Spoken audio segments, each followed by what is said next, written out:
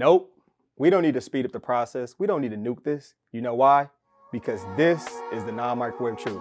I am CL Whiteside, the little man that could, the little man that would. And this is brought to you by Time of Grace Ministry. I wanted to start off by just saying thank you. If this is your first time tuning into the podcast, you could be doing a lot of different things with your time. I appreciate it greatly. Now stick with us for a little bit. Or if you're somebody who tunes in on a regular basis, you could be using your time in a different way, but you choose to tune in to the Non-Microwave Truth. And that's a blessing. I can't take that for granted ever. Now let's get into our first world problem question today. If this is your first time tuning in, you will see that this podcast is something that challenges culture's truth and culture's perspective and wants to do it from a biblical angle. And our first world problem question today is this: what is the best piece of advice you have ever gotten? What is the best piece of advice you have ever gotten? Now, when I think about that personally, I'm not going to give you the best piece that I've ever gotten, but I'm going to give you something that definitely sticks with me and I think applies to this day and age. And that is to be present. We are a society and a culture that's always thinking about the past, always looking forward to the future. When it is a really, really good moment, what are we doing? We're taking out our phones and we're trying to record the moment instead of actually being present and living in the moment. So that's just something I thought of, is just be present. How many of you are actually present and just thinking about what is going on right then there, what is taking place, enjoying that moment, looking at the flowers in front of you, looking at how God is blessing you, looking at the door that is possibly open or closing. Like, how many of you are actually present? But I want to hear from you. Instagram or Twitter, my handle is ChampionLife23. I want to hear from you. What is the best piece of advice you have ever gotten? And if you're on YouTube, definitely drop it in the comments. Bless some other people right now. Best piece of advice you have ever gotten. And this is our first world problem. It is dinner time.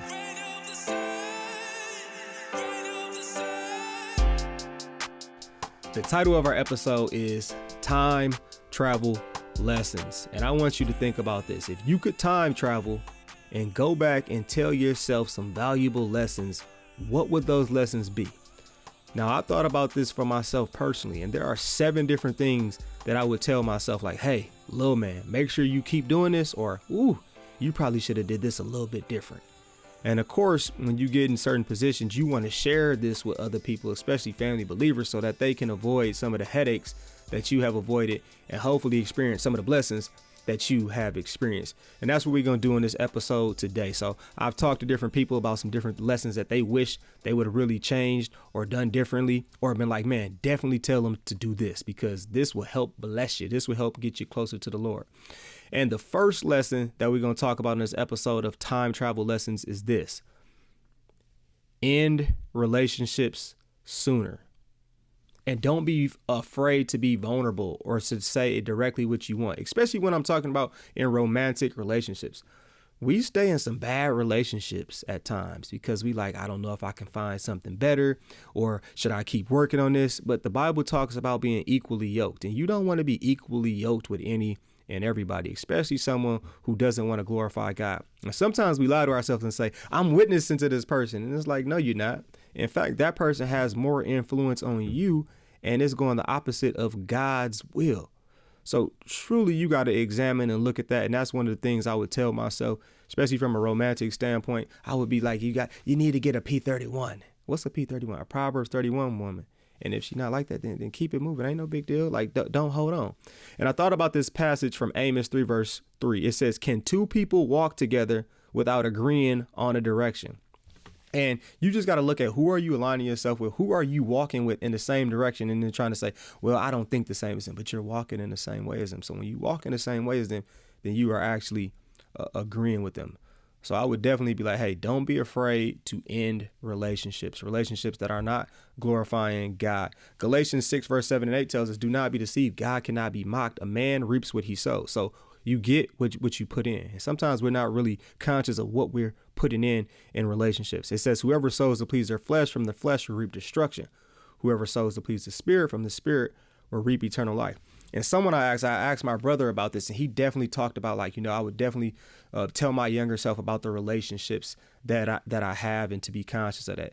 And the analogy or the illustration he used is like, okay, when you have your family, you have those people that you are super, super close with. So let's say you are a husband or a wife. Your most important relationship is going to be with your spouse. For kids, it's parents and kids. It's a super important relationship. That relationship is a glass ball. You got to be very careful with that, because if you drop that, it can crack. It could even shatter, and you really can't put that back together. But when you look at certain other relationships that we have, like a job or even with certain friends, that's a rubber ball. You could lose it, you could drop it, and it's going to bounce back. You can get another one. But something like your family, especially from parents to kids or husband and wife, if you do certain things, you can crack that, you can shatter that, and it's super hard to put back together. So you just got to really be conscious of the relationships that you have and how valuable is this relationship? How valuable did God intend for this relationship to be to you? And that's just something you got to be conscious of having the right relationships. All right. Second thing, be patient. I would definitely tell my younger self to be patient. Not everything has to be fun. And when you are constantly chasing fun, when you are constantly chasing to please the flesh, all of a sudden that will have you like being jealous. That will have you comparing. That will have you thinking like, man, I got to grow up faster. I got to have sex. I got to step outside of God's will, because you always think that you are missing out. And you got to realize that's what the world is aiming for you to do. The world does not want you to be patient. The world wants you to put everything in the microwave and speed up the process. That's what the enemy wants you to do. They want you to always think like, God, you know what? God is holding out on you. He been lying since the beginning of time. Told Adam and Eve, God is holding out on you. Like, that's a lie. And I just want to look at Proverbs chapter 14, verse 29. This is the CEB version. It says, patience leads to abundant understanding, but impatience leads to stupid mistakes. And boy, I can tell you, I done made some stupid mistakes being impatient. Being impatient definitely leads to stupid mistakes. Or how about Psalm 37, verse 7 through 9? Be still before the Lord and wait patiently for him. Do not fret when people succeed in their ways, when they carry out their wicked schemes. And that really gets us too. When we looking around and we looking like, man, that person winning, but that person's sinning. And we get impatient because we think like, all right, I can cheat steps just like them. I can do it just like them. And this even leads me to the next point of like, all right, I would tell my younger self, or I would applaud myself at times. I didn't always do this, but there were some times I definitely did this, especially to my folks in college or just younger folks. Learning how to have fun without being drunk and high. That's the third one. That's a valuable lesson where I'm like, all right, that was a good thing. Learning how to have fun without being drunk and high. And when we look at 1 Peter chapter 5, I'm going to read this to you. It talks about why we want to be sober of mind. Like, why do we want to be sober of mind? It said, God opposes the proud, but shows favor to the humble. A lot of times when we're getting drunk, when we're getting high, we are trying to be prideful in a way. We are not being humble in any form or fashion. It says, humble yourselves, therefore, under God's mighty hand, that he may lift you up in due time. Cast all your anxiety on him because he cares for you. Be alert and of sober mind. Your enemy, the devil, prowls around like a roaring lion looking for someone to devour. And I can tell you, I have done some of the dumbest and the stupidest things under the influence of something. Like, you ain't always got to be drunk. You ain't always got to be high. Learn to have fun in a different way. It says, resist him, standing firm in the faith, because you know that the family of believers throughout the world is undergoing the same kind of suffering. And when you aren't alert and when you aren't of sober mind, you are literally stepping in the trap of the enemy. So it's so important. One of the greatest lessons is learn how to have fun, learn how to do things without being drunk or high all the time or at all, period. Because God wants us to be alert and of sober mind. So you don't even need, when you drink, you don't need to drink to get drunk. And a lot of y'all need to put that down. You ain't doing it for no medical purposes. Put the weed down, man. Put it down. But I do think you have to have some type of thing to replace that, are like, how do I learn how to have fun? I think for me, competition is fun. So for me, it was once hooping. Now, I'm getting a little older. All right, let's play some tennis. Like, I enjoy competing in some form or fashion. We can play cards. We can play spades. We can play euchre. If you play spades or euchre, you can get at me. You're not going to be able to beat me, but you still can have fun doing it. You can have fun losing to me. And that's okay. even just playing any type of game for me, catchphrase, connect four. Sometimes it's just about talking to people and having different relationships, learning how to be a friend to somebody. Like that can be fun. Reading. And I would encourage you, if you're going to read some stuff, read some Christ-centered stuff, because reading is getting even crazy too. Like reading is getting just like the TV, where they all adding all of these other influences of the world and of the enemy inside of it. Like, so just be aware of that. And on this episode of Time Travel Lessons, the fourth thing that we're going to look at, the fourth lesson that I would say is this: don't be a victim. Do not be a victim. And I'm starting to see so many people who are building relationships and bonds based off of trauma. But when I look at a lot of things that I've done in my life, I can make excuses and I can try to play the victim. But a lot of times it comes down to taking ownership and understanding you can control what you can control. You still can control your responses. You still can control what you're focusing on. You still can control on doing it God's way. And I'm going to give you an example. The other day, I had a student come to me and they were super mad. They were like, Mr. Whiteside, this is what happened. I had my hood on in class. Okay, you're not supposed to have your hood on in class. And the teacher told me to take it off, and I took it off. Good. But then I looked over and I looked at another student and they were breaking dress code. And he didn't say anything to them. So I said, if you're not going to say anything to them, then I'm going to put my hood on. And then they get mad when they get nailed with a consequence. And I had to break it down to them like, all right, what happened to you was fair. It was absolutely fair. The teacher warned you, the teacher told you, and you chose not to listen. It wasn't equal treatment. You didn't see what happened to the other student or what consequence they got. And this is something that I have definitely been guilty of in my life. Like I try to do this with God at times, like, God, you didn't punish this person like that. You didn't give this person that consequence, when really I don't know what consequence God did or didn't give them. But all I know is if you know better, do better. And sometimes we look at God and knowing his ways and we hold that against ourselves or hold it against God. Like, you ain't doing it to this person. You don't know what that other person is going through. You don't know how God is dealing with them. And Hebrews 12 verse 11 tells us, because it's actually a blessing when you get disciplined and when you get consequences in those moments, because otherwise we become too prideful. We become arrogant. We continue to do stupid stuff. It says, no discipline seems pleasant at the time, but painful. Later on, however, it produces a harvest of righteousness and peace for those who have been trained by it. So Megan and Mike and Jessica and Jay, you might be mad like Jonah is a lot of times. You're like, what is Jonah mad about? Remember, Jonah was mad in the book of Jonah. We're going to look at Jonah chapter 4, verse 11. And he was mad that God's grace was extended to a people in the way that he didn't want it to be expended. He's like, God, you're just so gracious. And sometimes we get mad when God shows grace to other people and we forget about the grace that we have. But look at this when God says, should I not have concern for the great city of Nineveh, in which there are more than 120,000 people who cannot tell their right hand from their left, and also many enemies, also many animals. So think about that. Some people can't tell their right from their left. But I've had a benefit of being in a Christian school from kindergarten to 18 years old. I should know better. I should absolutely know better. But sometimes I would get mad at God and say, God, you're not giving this person a consequence. And it's like, that don't have anything to do with you. I have a different plan for you. You don't know what's happening with this person. You don't know what consequence they are getting.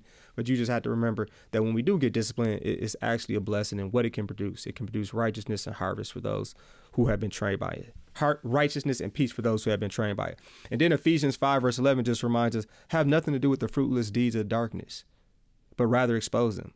Because you got to think about verse 8 before this just talked about how they live as children of light. So that's my fourth lesson. Don't be a victim. Don't try to build trauma bonds. Take ownership. Control what you can control. Don't be mad at God when you feel like he's not punishing someone in the way that you feel like they should be punished, because then you're trying to play God. And I've definitely done that too. All right. Lesson number 5.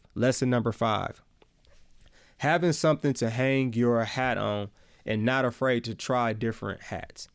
So what I mean by that is we are in a society that's always like, focus on this, be great at this. And you should find something to be great at. But what you got to realize is that Most of us want to be great at something that gives us a lot of money, gives us a lot of honor, gives us a lot of status. But we should learn to be great at any and everything that we possibly try when it comes to glorifying God, and just realize like, all right, my purpose is focusing on finding something that can make a difference for God versus just trying to find something that's going to make money and put me on a pedestal and make me feel like I'm the greatest and the best. So, and I would say just trying different hats on. Sometimes we get so tunnel vision, and I see this especially with athletes all the time, where it's like, man, I have to be great at this. I have to be great at this. And then they forget there are other things that they can be good at or really, really great at and can glorify God. Look at what Colossians 3 verse 23 and 24 tells us. Whatever you do, work at it with all your heart as working for the Lord and not for human masters, since you know that you receive an inheritance from the Lord as a reward. It is the Lord Christ you are serving. So that's one of the greatest lessons, like being good at not just one thing, but trying to be great at a number of different things, especially a number of different things that glorify God. So you can switch up your hat. You can take off your hat and put on a different type of hat. And don't be afraid to try on different hats and things that glorify God. So many times, like, I'm not good at that. You're not good at that because you never tried it. You haven't put any time in it. God allows you to be great at more than one thing in a lot of cases. He definitely does. The sixth lesson that I want to give you is be bold about God before anything else. Be bold about God before anything else. And it's like, why? We can be bold for God because of what Jesus Christ has done for us, how he has won salvation for us, how he has declared you a victor, how he has declared you a champion. Like, he's on your team. You got the coldest dude in the game. Like, you can be bold. You can definitely be bold. And if you're not being bold for God, what does that lead to? What's the opposite of that then? A lot of times, if you're not being bold, that means you're being scary. That means you're being anxious. That means you're being hopeless. That means you're being a goat for the enemy. Like, you can create a new idol on accident. You being a goat for the enemy instead of being a sheep, instead of being a follower for Christ. And I just want to give you some examples in the Bible where people that were bold, they were bold for God before anything else. We be bold for some wrong things. We be bold for some stuff we shouldn't be bold for, but being bold for God and what that did for them in their life. Think about David, young shepherd boy David, 1 Samuel chapter 17. He was bold. He saw a giant and he wanted all the smoke. He said, I'm going to do this for the Lord. Like, y'all going to let him talk crazy about our God? Like, no, let me get this. Let me get your equipment. No, this too big. I got to just go with the slingshot and the rock. He was bold for God, though. And look at how that propelled and changed his life. Look at Caleb and Joshua. Bold for God. Bold for God. When everybody else was scared, everybody else was looking at all the possible problems, what was the opposite of? They were scary, they were anxious, they were worried. Things that God tells us not to be. They were bold for God, and they remembered who God is, who God was, who God will always be, the deliverer, the person who led them out of Egypt, the person who had them walk across the Red Sea, the person who delivers and is that good. That's what they remembered. Think about Esther. Read the book of Esther sometime when you get a chance. She was bold for God. So think about Esther finally got some status. She finally got some honor. She was queen. And she was like, ooh, I don't know if I want to say something. I don't know if I want to do it. I might lose this spot. And how many times are we like, man, I don't want to say anything because I don't want to lose my position of honor. I don't want to lose my position of status. But Esther was like, no, I need to be bold for God. And that saved her people. That saved her people. Or think about Shadrach, Meshach, and Abednego in Daniel chapter 3, when he's like, you need to bow down and worship me. And they're like, nope, I'm not bowing down and worshiping you. I am not giving you that type of honor and respect of God. Like, that is only for God. Look at how bold they were. Look at how bold they were. And think about some opportunities that you're going to have to be bold. What are you going to do? And that's something I would definitely tell my younger self. And even sometimes you will get thrown into the fiery furnace when you are bold for God. But you have to realize that God is going to provide a way out. God is going to provide something for you to learn, something for you to gain that is so invaluable that the enemy wants you to be like, no, close that door. Go do it the other way. And we got to think about Shadrach, Meshach, and Abednego in those times, because it's going to get hot. It's going to get hot.